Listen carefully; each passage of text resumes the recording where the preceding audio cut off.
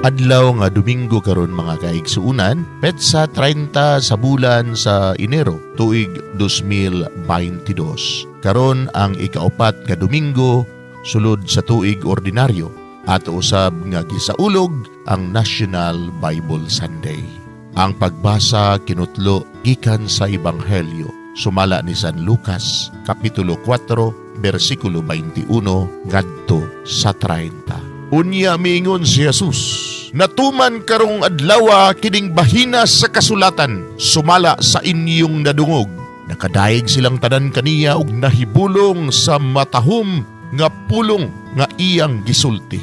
Miingon sila, dili ba anak man kini siya ni Jose? Miingon siya kanila, sa walay duha-duha inyong isulti kanako ang ginaingon, Doktor, tambali ang imong kaugalingon. Miingon usab kamo kanako, imo dinhi sa imong kaugalingong lungsod ang mga butang nga imong gihimo didto sa Capernaum. Sumala sa gisugilon kanamo, apan sultihan ko kamo nga walay propeta nga dawaton sa iyang kaugalingong lungsod.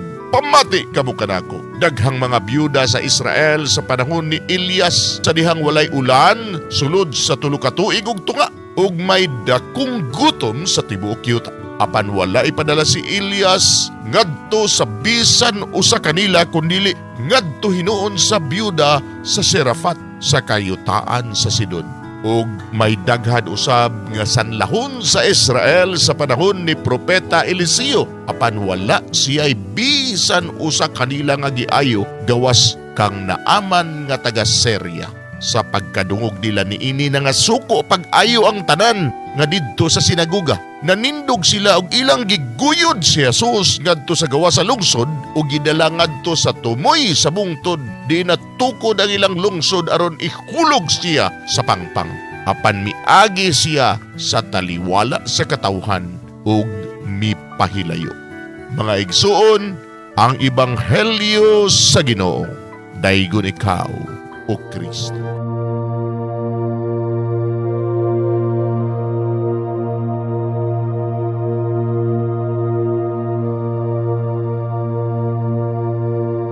Pagampo sa dili pa magsugod sa trabaho.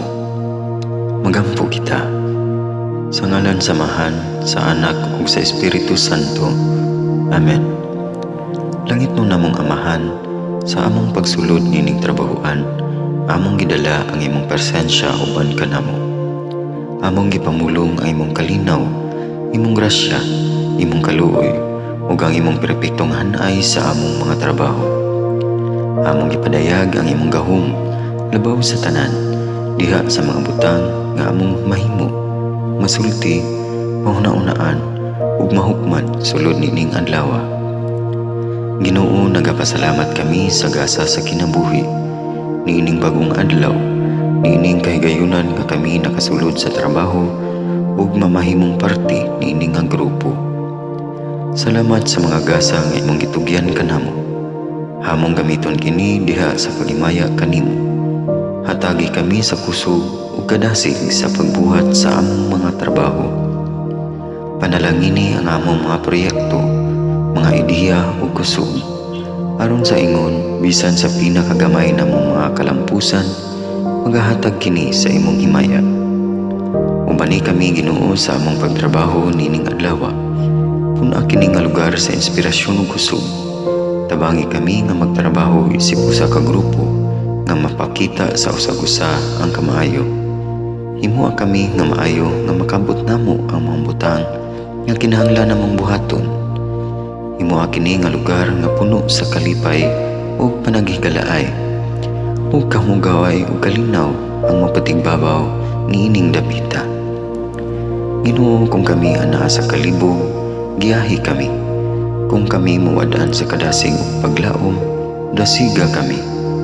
Himua nga ang trabaho nga among gihimo ug ang paagi sa among paghimo niini makahatag unta kini ug hugot nga pagtuo, kalipay ug pahiyom sa tanan nga among mahimamat karong adlaw. Panalangini ang among mga pamilya, among Pinoy-anan, among nasod. Himua nga magmatidud-anon kami sa pagtagad ug pag-amuma sa kalikupan ug sa tanang may kinabuhi diha sa pagbuhat kanamo sa pagkabot sa imong pangandoy alang sa hustisya ug kagawasan. O Ginoo, sa among pagbiya nining lugara, tagay kami sa imong panalangin ug kaluoy sa among pagbiyahe. Panalangini ang among mga pamilya ug Pinoy-anan nga anaon ta sa mayong kahimtang sama sa among pagbiya kanila. Ginoo, salamat sa tanang butang nga imong nabuhat, sa tanang butang nga imong gibuhat, ug sa tanang butang nga imong buhaton pa. Sa ngalan ni Jesus, among giampo diha sa tumang pagigugma ug pagpasalamat. Amen. Sa ngalan sa Amahan, sa Anak ug sa Espiritu Santo. Amen.